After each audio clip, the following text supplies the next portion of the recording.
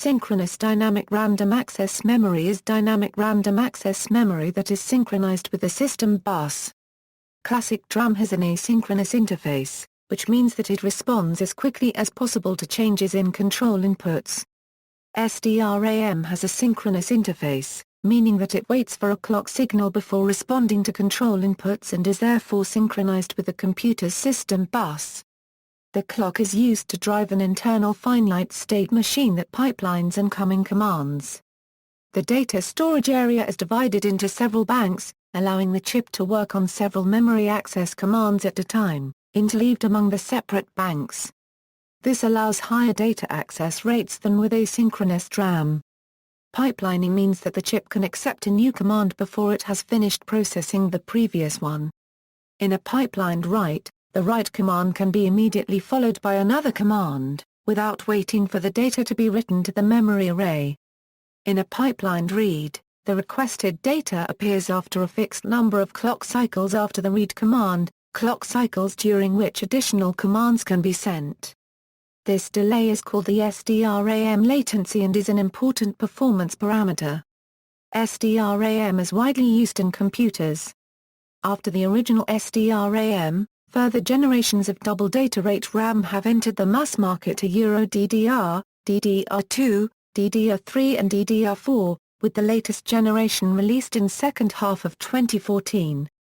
SDRAM history. Although the concept of synchronous DRAM has been known since at least the 1970s and was used with early Intel processors, it was only in 1993 that SDRAM began its path to universal acceptance in the electronics industry.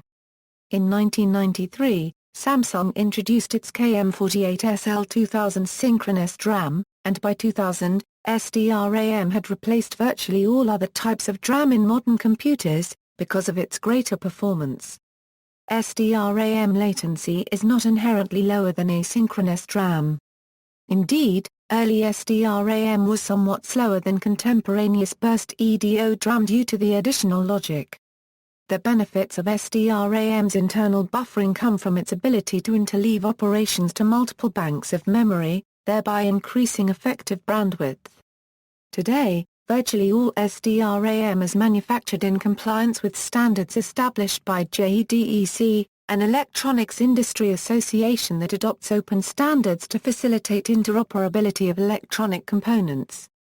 JEDEC formally adopted its first SDRAM standard in 1993 and subsequently adopted other SDRAM standards, including those for DDR, DDR2 and DDR3 SDRAM. SDRAM is also available in registered varieties, for systems that require greater scalability such as servers and workstations. Today, the world's largest manufacturers of SDRAM include Samsung Electronics, Panasonic, Micron Technology, and Hynix. SDRAM timing. There are several limits on DRAM performance. Most noted is the read cycle time, the time between successive read operations to an open row. This time decreased from 10 nanoseconds for 100 MHz SDRAM to 5 nanoseconds for DDR400, but has remained relatively unchanged through DDR2-800 and DDR3-1600 generations. However, by operating the interface circuitry at increasingly higher multiples of the fundamental read rate, the achievable bandwidth has increased rapidly. Another limit is the CAS latency, the time between supplying a column address and receiving the corresponding data. Again, this has remained relatively constant at 10–15 nanoseconds through the last few generations of DDR's DRAM. In operation, CAS latency is a specific number of clock cycles programmed into the SDRAM's mode register and expected by the DRAM controller. Any value may be programmed, but the SDRAM will not operate correctly if it is too low. At higher clock rates, the useful CAS latency in clock cycles naturally increases. 10–15 nanoseconds is to 3 cycles of the 200 MHz clock of DDR400 SDRAM, CL4-6 for DDR2-800, and CL8-12 for DDR3-1600. Slower clock cycles will naturally allow lower numbers of CAS latency cycles. SDRAM modules have their own timing specifications, which may be slower than those of the chips on the module. When 100 MHz SDRAM chips first appeared, some manufacturers sold 100 MHz modules that could not reliably operate at that clock rate. In response, Intel published the PC100 standard, which outlines requirements and guidelines for producing a memory module that can operate reliably at 100 MHz. This standard was widely influential, and the term PC100 quickly became a common identifier for 100 MHz SDRAM modules, and modules are now commonly designated with PC prefix numbers. Sdram. Originally simply known as SDRAM, single data rate SDRAM can accept one command and transfer one word of data per clock cycle. Typical clock frequencies are 100 and 133 MHz. Chips are made with a variety of data bus sizes, but chips are generally assembled into 168-pin DIMMs that read or write 64 or 72 bits at a time. Use of the data bus is intricate and thus requires a complex DRAM controller circuit. This is because data written to the DRAM must be presented in the same cycle as the write command, but reads produce output 2 or 3 cycles after the read command. The DRAM controller must ensure that the data bus is never required for a read and a write at the same time. Typical SDRAM clock rates are 66, 100 and 133 MHz.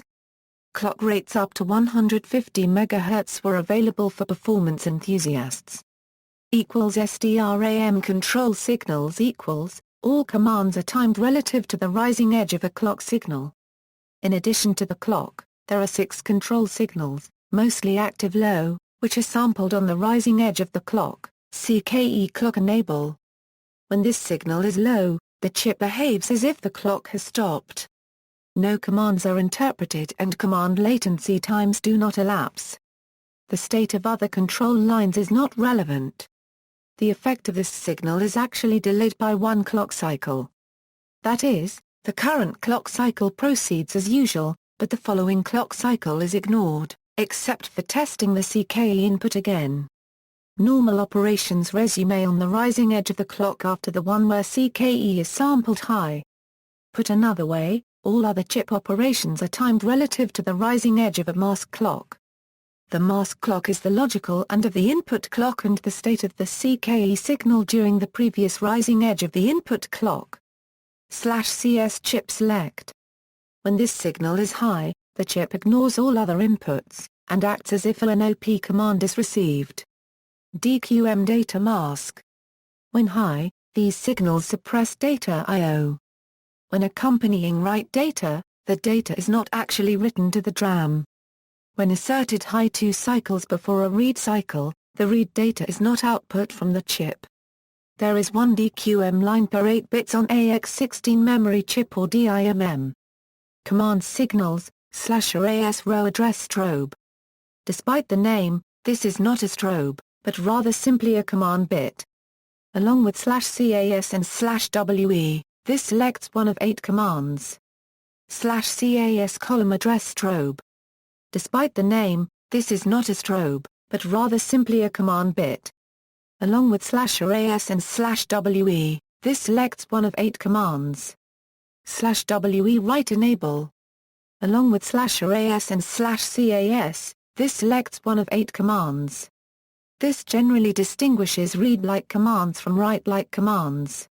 Bank selection. SDRAM devices are internally divided into either 2, 4 or 8 independent internal data banks.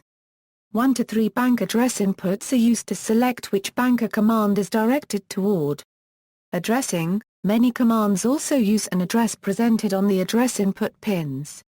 Some commands, which either do not use an address, or present a column address, also use A10 to select variants.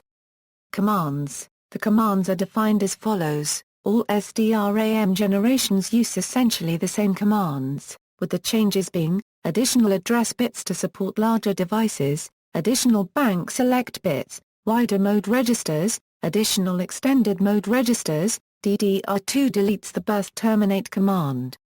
DDR3 reassigns it as ZQ calibration, DDR3 and DDR4 use A12 during read and write command to indicate burst chop, half-length data transfer. DDR4 changes the encoding of the activate command. A new signal/ACT controls it, during which the other controller lines are used as row address bit 16, 15 and 14. When /ACT is high, other commands are the same as above. SDRAM construction and operation equals, for example, a 512 MB SDRAM DIMM equals 512 a, 220 bytes equals 536,870,912 bytes exactly, might be made of 8 or 9 SDRAM chips, each containing 512 MB of storage, and each one contributing 8 bits to the DIMM's 64 or 72-bit width.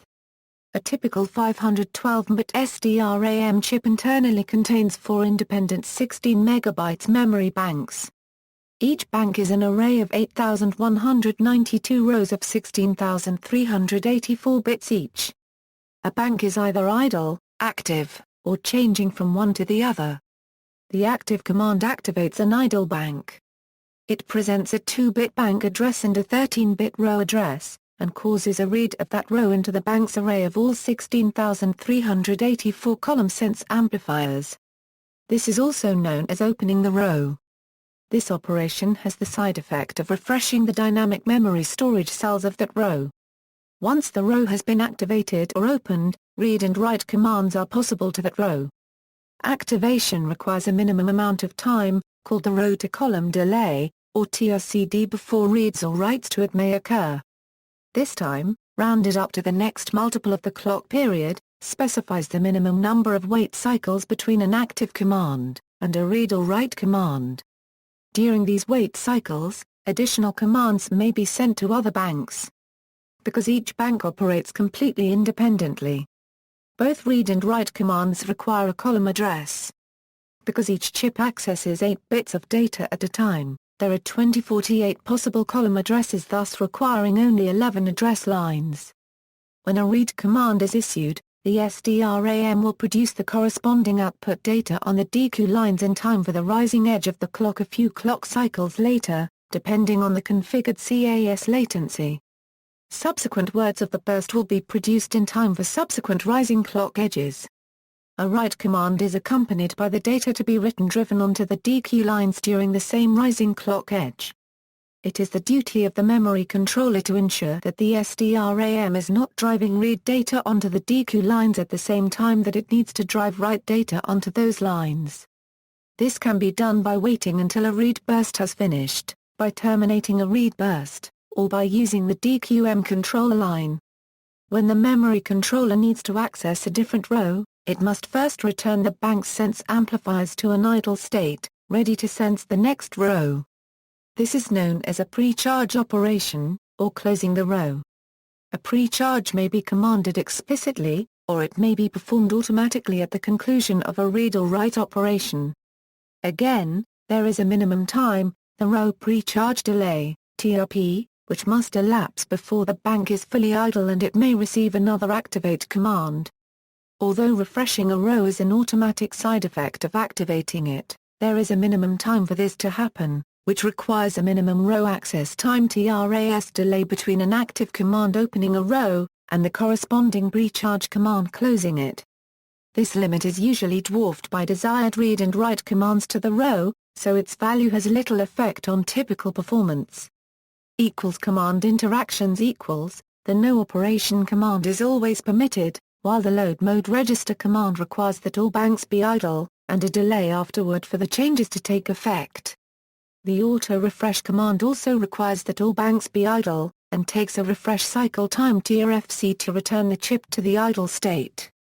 The only other command that is permitted on an idle bank is the active command. This takes, as mentioned above, TRCD before the row is fully open and can accept read and write commands. When a bank is open, there are 4 commands permitted: read, write, burst terminate, and pre-charge. Read and write commands begin bursts, which can be interrupted by following commands. Interrupting a read burst, a read, burst terminate, or pre-charge command may be issued at any time after a read command, and will interrupt the read burst after the configured Cas latency. So if a read command is issued on cycle 0, another read command is issued on cycle 2, and the Cas latency is 3, then the first read command will begin bursting data out during cycles 3 and 4, then the results from the second read command will appear beginning with cycle 5. If the command issued on cycle 2 were burst terminate, or a pre-charge of the active bank, then no output would be generated during cycle 5. Although the interrupting read may be to any active bank, a pre-charge command will only interrupt the read burst if it is to the same bank or all banks. A pre-charge command to a different bank will not interrupt a read burst. To interrupt a read burst by a write command is possible, but more difficult. It can be done if the DQM signal is used to suppress output from the SDRAM so that the memory controller may drive data over the DQ lines to the SDRAM in time for the write operation. Because the effects of DQM on read data are delayed by 2 cycles, but the effects of DQM on write data are immediate, DQM must be raised beginning at least 2 cycles before write command, but must be lowered for the cycle of the write command. Doing this in only 2 clock cycles requires careful coordination between the time the SDRAM takes to turn off its output on a clock edge and the time the data must be supplied as input to the SDRAM for the write on the following clock edge. If the clock frequency is too high to allow sufficient time, 3 cycles may be required. If the read command includes auto precharge, the precharge begins the same cycle as the interrupting command. SDRAM burst ordering equals, a modern microprocessor with a cache will generally access memory in units of cache lines. To transfer a 64-byte cache line requires 8 consecutive accesses to a 64-bit DIMM, which can all be triggered by a single read or write command by configuring the SDRAM chips, using the mode register, to perform 8-word bursts. A cache line fetch is typically triggered by a read from a particular address, and SDRAM allows the critical word of the cache line to be transferred first. SDRAM chips support 2 possible conventions for the ordering of the remaining words in the cache line. Bursts always access an aligned block of BL consecutive words beginning on a multiple of BL. So, for example, a 4-word burst access to any column address from 4 to 7 will return words 4 to 7.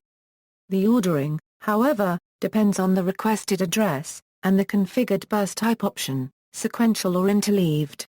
Typically, a memory controller will require one or the other. When the burst length is 1 or 2, the burst type does not matter. For a burst length of 1, the requested word is the only word accessed. For a burst length of 2, the requested word is accessed first, and the other word in the align block is accessed second. This is the following word if an even address was specified, and the previous word if an odd address was specified. For the sequential burst mode, later words are accessed in increasing address order, wrapping back to the start of the block when the end is reached. So, for example, for a burst length of 4, and a requested column address of 5, the words would be accessed in the order 5-6-7-4. If the burst length were 8, the access order would be 5-6-7-0-1-2-3-4. This is done by adding a counter to the column address, and ignoring carries past the burst length. The interleaved burst mode computes the address using an exclusive OR operation between the counter and the address. Using the same starting address of 5, a 4-word burst would return words in the order 5-4-7-6. An 8-word burst would be 5-4-7-6-1-0-3-2. Although more confusing to humans, this can be easier to implement in hardware, and is preferred by Intel for its microprocessors. If the requested column address is at the start of a block, both burst modes return data in the same sequential sequence 0-1-2-3-4-5-6-7. The difference only matters if fetching a cache line from memory in critical word first order. SDRAM mode register equals, single data rate SDRAM has a single 10-bit programmable mode register. Later double data rate SDRAM standards add additional mode registers, addressed using the bank address pins. For SDRAM, The bank address pins and address lines A10 and above are ignored, but should be 0 during a mode register write. The bits are M9 through M0, presented on address lines A9 through A0 during a load mode register cycle. M9, write burst mode. If 0, writes use the read burst lengthened mode. If 1, all writes are non-burst. M8, M7, operating mode. Reserved, and must be 00. M6, M5, M4, Cas latency. Generally only 010 and 011 are legal. Specifies the number of cycles between a read command and data output from the chip. The chip has a fundamental limit on this value in nanoseconds. During initialization, the memory controller must use its knowledge of the clock frequency to translate that limit into cycles. M3, burst type. 0, requests sequential burst ordering, while 1 requests interleaved burst ordering. M2, M1, M0, burst length. Values of 000, 001, 010 and 011 specify a burst size of 1, 2, 4 or 8 words, respectively. Each read will perform that many accesses, unless interrupted by a burst stop or other command. A value of 111 specifies a full row burst. The burst will continue until interrupted. Full row bursts are only permitted with a sequential burst type. Later SDRAM standards use more mode register bits, and provide additional mode registers called extended mode registers. The register number is encoded on the bank address pins during the load mode register command. For example, DDR2 SDRAM has a 13-bit mode register, a 13-bit extended mode register number 1, and a 5-bit extended mode register number 2. Auto refresh equals, it is possible to refresh a RAM chip by opening and closing each row in each bank. However, to simplify the memory controller, SDRAM chips support an auto refresh command, which performs these operations to one row in each bank simultaneously. The SDRAM also maintains an internal counter, which iterates over all possible rows.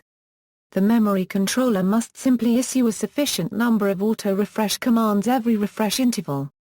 All banks must be idle when this command is issued.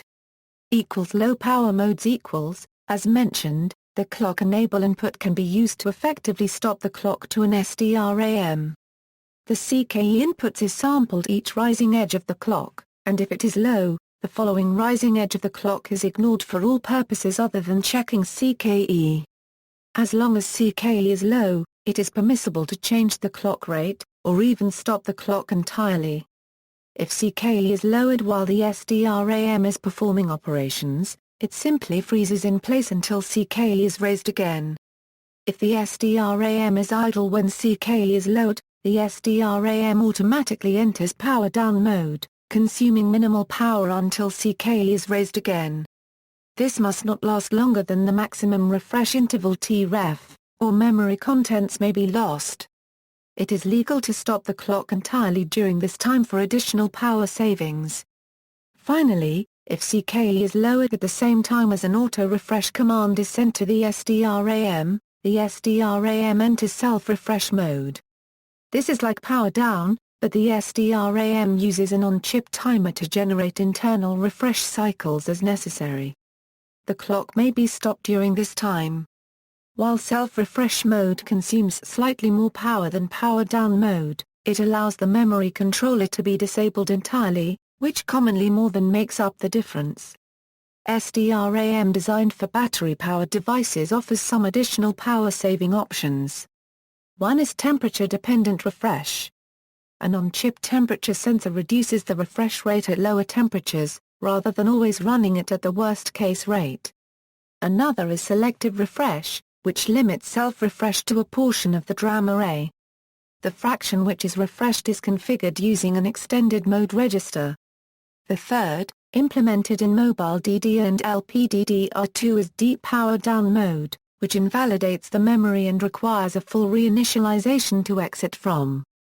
This is activated by sending a burst terminate command while lowering CKE.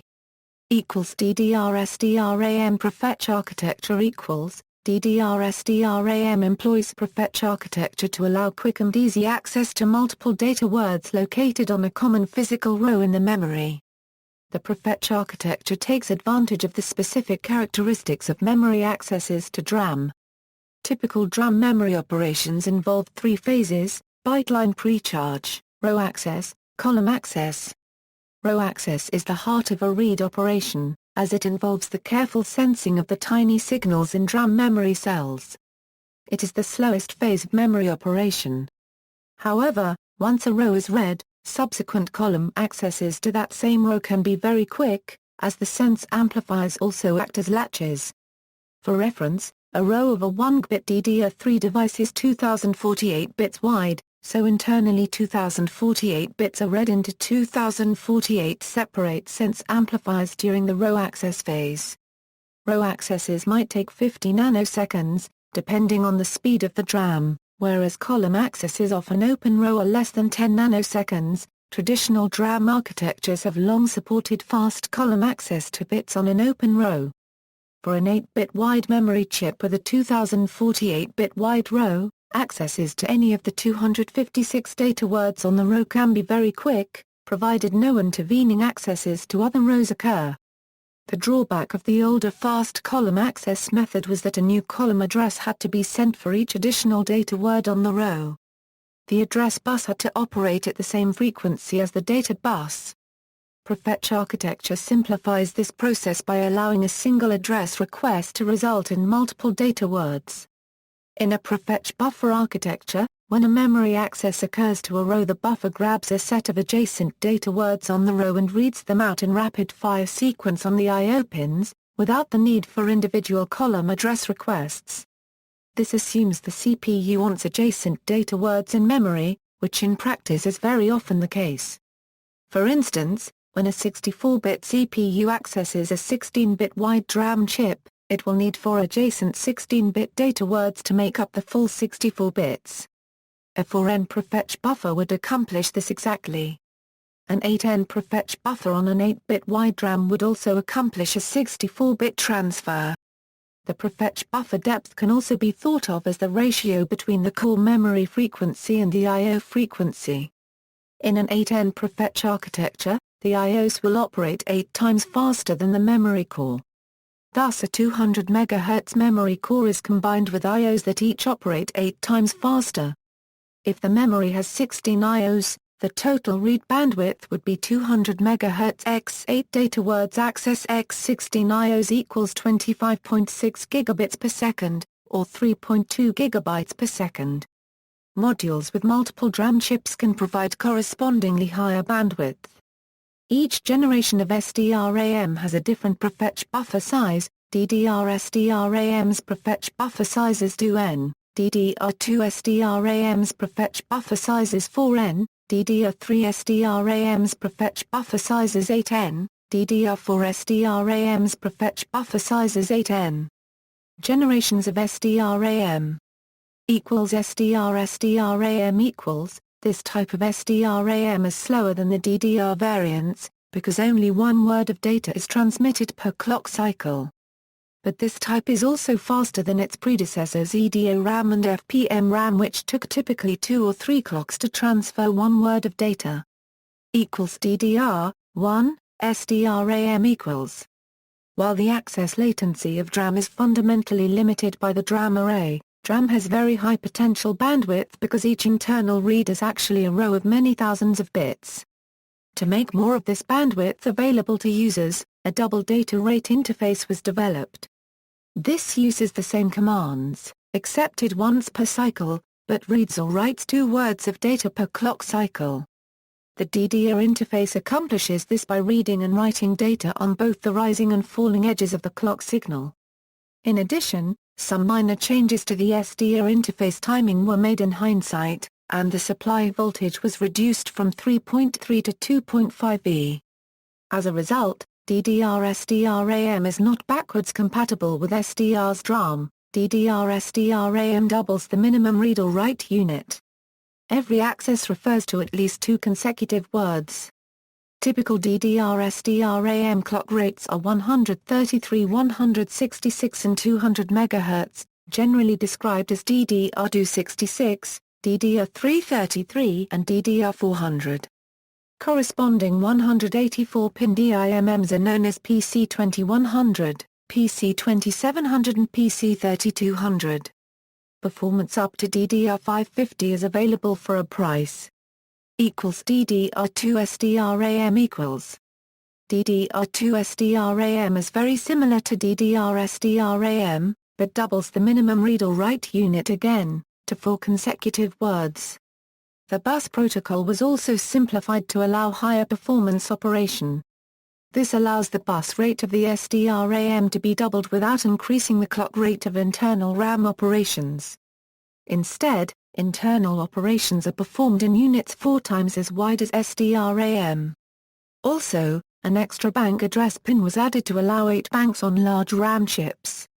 Typical DDR2 SDRAM clock rates are 200, 266, 333 or 400 MHz, generally described as DDR2-400, DDR2-533, DDR2-667 and DDR2-800. Corresponding 240-pin DIMMs are known as PC2-3200 through PC2-6400. DDR2 SDRAM is now available at a clock rate of 533 MHz, generally described as DDR2-1066, and the corresponding DIMMs are known as PC2-8500. Performance up to DDR2-1250 is available for a price. Note that because internal operations are at 1/2 the clock rate, DDR2-400 memory has somewhat higher latency than DDR400. DDR3 SDRAM equals. DDR3 continues the trend, doubling the minimum read or write unit to 8 consecutive words. This allows another doubling of bandwidth and external bus rate without having to change the clock rate of internal operations, just the width. To maintain 800 Euro 1600 M transfers S, the internal RAM array has to perform 100 Euro 200 M fetches per second. Again, with every doubling, the downside is the increased latency. As with all DDR-SDRAM generations, commands are still restricted to 1 clock edge and command latencies are given in terms of clock cycles, which are half the speed of the usually quoted transfer rate equals 20 nanoseconds, exactly the same latency of CAS2 on PC100 SDR's DRAM. DDR3 memory chips are being made commercially, and computer systems using them were available from the second half of 2007, with significant usage from 2008 onwards. Initial clock rates were 400 and 533 MHz, which are described as DDR3-800 and DDR3-1066, but 667 and 800 MHz, described as DDR3-1333 and DDR3-1600 are now common. Performance up to DDR3-2800 are available for a price. DDR4 SDRAM equals. DDR4 SDRAM is the successor to DDR3 SDRAM. It was revealed at the Intel Developer Forum in San Francisco in 2008, and was due to be released to market during 2011. The timing has varied considerably during its development. It was originally expected to be released in 2012, and later expected to be released in 2015, before samples were announced in early 2011 and manufacturers began to announce that commercial production and release to market was anticipated in 2012. DDR4 is expected to reach mass market adoption around 2015, which is comparable with the approximately 5 years taken for DDR3 to achieve mass market transition over DDR2. The new chips are expected to run at 1.2V or less, versus the 1.5V of DDR3 chips, and have in excess of 2 billion data transfers per second. They are expected to be introduced at frequency rates of 2133 MHz, estimated to rise to a potential 4266 MHz and lowered voltage of 1.05V by 2013. DDR4 will not double the internal prefetch width again, but will use the same 8N prefetch as DDR3. Thus, it will be necessary to interleave reads from several banks to keep the data bus busy. In February 2009, Samsung validated 40 nanometers DRAM chips, considered a significant step towards DDR4 development since as of 2009, current DRAM chips were only beginning to migrate to a 50 nanometers process. In January 2011, Samsung announced the completion and release for testing of a 30 nanometers 2 GB DDR4 DRAM module. It has a maximum bandwidth of 2.13 bits at 1.2 V, uses pseudo-open drain technology and draws 40% less power than an equivalent DDR3 module. Failed successors: in addition to DDR, there were several other proposed memory technologies to succeed SDR's DRAM. Rambus DRAM a DRAM was a proprietary technology that competed against DDR. Its relatively high price and disappointing performance caused it to lose the race to succeed SDR DRAM. Synchronous link DRAM SLDRAM boasted higher performance and competed against a DRAM. It was developed during the late 1990s by the SLDRAM consortium. The SLDRAM consortium consisted of about 20 major DRAM and computer industry manufacturers. SLDRAM was an open standard and did not require licensing fees. The specifications called for a 64-bit bus running at a 200, 300 or 400 MHz clock frequency. This is achieved by all signals being on the same line and thereby avoiding the synchronization time of multiple lines.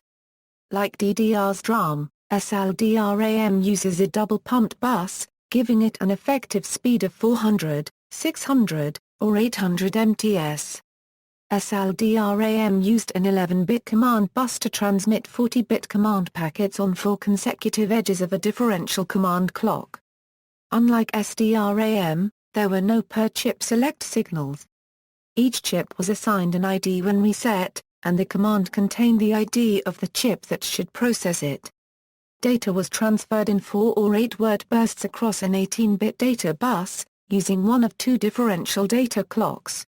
Unlike standard SDRAM, the clock was generated by the data source and transmitted in the same direction as the data, greatly reducing data skew. To avoid the need for a pause when the source of the DCLK changes, each command specified which DCLK pair it would use. The basic read-write command consisted of 9 bits of device ID, 6 bits of command, 3 bits of bank address, 10 or 11 bits of row address, 5 or 4 bits spare for row or column expansion, 7 bits of column address. Individual devices had 8-bit IDs. The 9th bit of the ID sent in commands was used to address multiple devices. Any aligned power of 2-sized group could be addressed. If the transmitted MSBIT was set, all least significant bits up to and including the least significant 0 bit of the transmitted address were ignored for "is this addressed to me?" purposes. A read-write command had the MSBIT clear, CMD5 equals 0, CMD4 equals 1 to open the specified row. CMD4 equals 0 to use the currently open row, CMD3 equals 1 to transfer an 8-word burst. CMD3 equals 0 for a 4-word burst, CMD2 equals 1 for a write, CMD2 equals 0 for a read, CMD1 equals 1 to close the row after this access. CMD1 equals 0 to leave it open, CMD0 selects the DCLK pair to use. A notable omission from the specification was per byte write enables. It was designed for systems with caches and ECC memory, which always write in multiples of a cache line.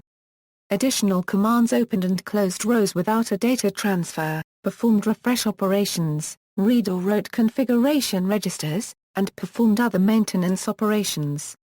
Most of these commands supported an additional 4-bit sub-ID which could be used to distinguish devices that were assigned the same primary ID because they were connected in parallel and always read-written at the same time. There were a number of 8-bit control registers and 32-bit status registers to control various device timing parameters. Virtual Channel Memory SDRAM VCM was a proprietary type of SDRAM that was designed by NEC, but released as an open standard with no licensing fees. It is pin-compatible with standard SDRAM, but the commands are different. the technology was a potential competitor of a DRAM because VCM was not nearly as expensive as a DRAM was. A virtual channel memory module is mechanically and electrically compatible with standard SDRAM, so support for both depends only on the capabilities of the memory controller. In the late 1990s, a number of PC Northbridge chipsets included VCSDRAM support. VCM inserts an SRAM cache of 16 channel buffers, each 1/4 row segment in size, between DRAM banks sense amplifier rows and the data I/O pins. Prefetch and restore command, unique to VCSDRAM, copy data between the DRAM sense amplifier row and the channel buffers, while the equivalent of SDRAM's read and write commands specify a channel number to access. Reads and writes may thus be performed independent of the currently active state of the DRAM array, with the equivalent of 4 full DRAM rows being open for access at a time. This is an improvement over the 2 open rows possible in a standard 2-bank SDRAM. To read from VCSDRAM, after the active command, a prefetch command is required to copy data from the sense amplifier array to the channel SDRAM. This command specifies a bank, 2 bits of column address, and 4 bits of channel number. Once this is performed, the DRAM array may be pre-charged while read commands to the channel buffer continue. To write, first the data is written to a channel buffer, then a restore command, with the same parameters as the prefetch command, copies a segment of data from the channel to the sense amplifier array. Unlike a normal SDRAM write, which must be performed to an active row, the VCSDRAM bank must be pre-charged when the restore command is issued.